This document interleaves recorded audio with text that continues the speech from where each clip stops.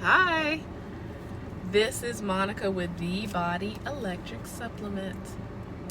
Um, I just tried to do a recording and my phone fell, so I had to start over again. It's okay, it happens. All right, so I want this to be about setting boundaries as a manifester. So this morning I had a group session with some ladies about setting boundaries, learning how to you be emotionally intelligent enough to know what you need, you know. So there was a question put to the group while we were going through our session, and I kind of want to I don't know, there's a lot going on in this question that was asked. So the question was, how do I retain my femininity while enforcing my boundaries in the workplace? So there's a lot in that question that I already can tell.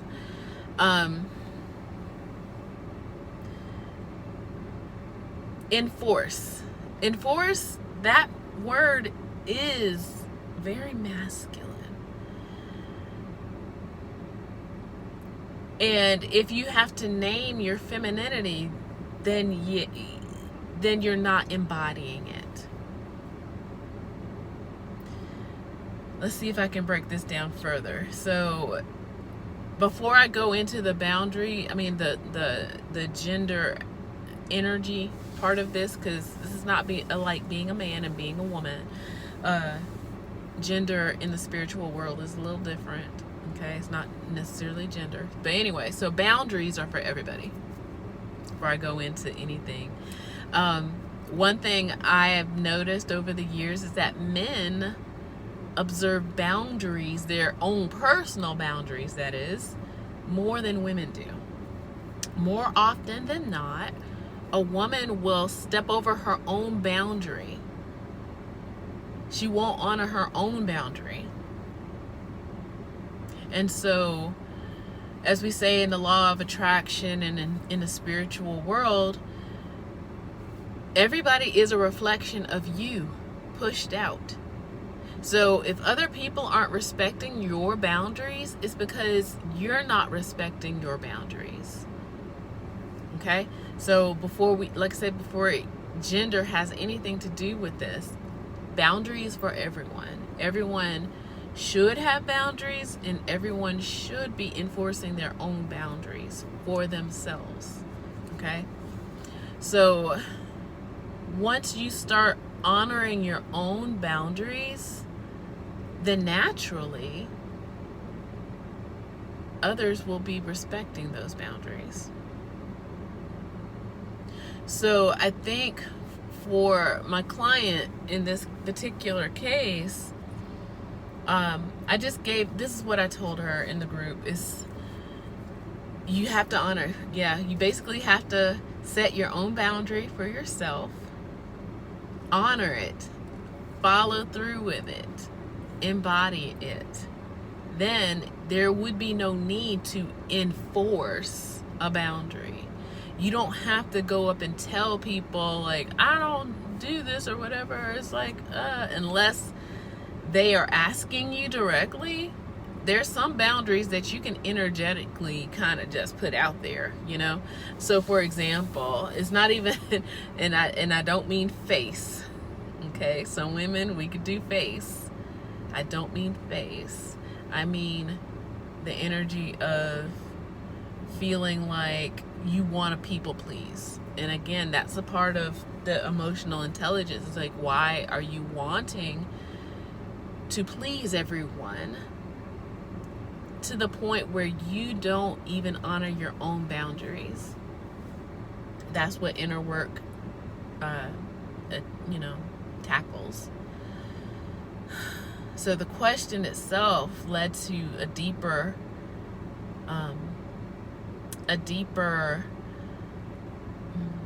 view of self-worth and inner work. So You can't make anybody honor your boundaries, but you can honor your own. But you got to set your own. And believe it or not, there's lots of people who don't even do that. You don't even set your own boundaries. And then if you do, you don't honor it. Okay? So that's why inner work is so important. That's why, sometimes in your spiritual journey, you really do need to have that seclusion so that you can really learn to embody this. You can't allow your boundaries to be broken, not even for yourself. So the gender aspect of it, as I said earlier, men tend to honor their own boundaries more than women do. The male energy of seeking out discovery, I don't want to say attacking, but taking on a challenge. Feminine energy, receiving, being open, receptive. So one thing you can say in situations of like the work situation is, I'm not available for that. So say if, a manager says, hey, I got a report that needs to be done. Can you do it? I'm just being random. And he's like, I'm not available for that. And that's a nice way of saying no. Yeah, you're not available for that. I mean, now, within reason. Now, this is only if you are a person that you are consistently finding yourself people-pleasing, consistently gossiping and, that kind of thing in the workplace, and you're having toxic, situations. So that my client was mentioning toxic atmosphere, people just not observing boundaries with you. It's like, you got to honor yourself first. And then if it comes face to face with some kind of confrontation, you just simply say, I'm not available for that. I'm not available for that. You don't have to explain. You don't have to excuse. You don't have to say, well, I got to do, I'm not available for that.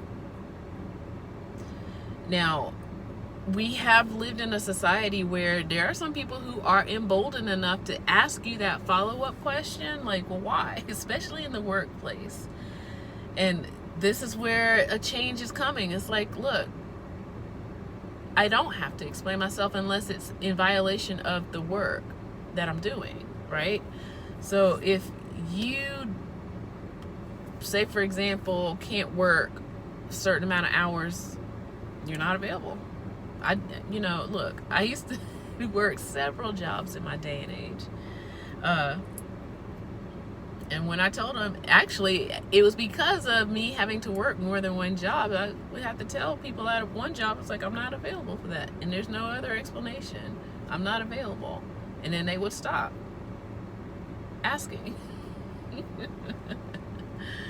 So, yeah, please put that in your vocabulary, everyone. I am not available for that. If people want to gossip in your workplace, I'm not available for that. Okay? As a manifestor, we focus on our goals, right? And so having people interject into your, game plan is not helpful. You not following your own game plan is not helpful. Okay? Always remember that. Okay? Set your game plan and you honor it. That's your boundary. That's your homework. Okay? With that, if you found value in this particular exchange, make sure you like and subscribe. Take care. Bye.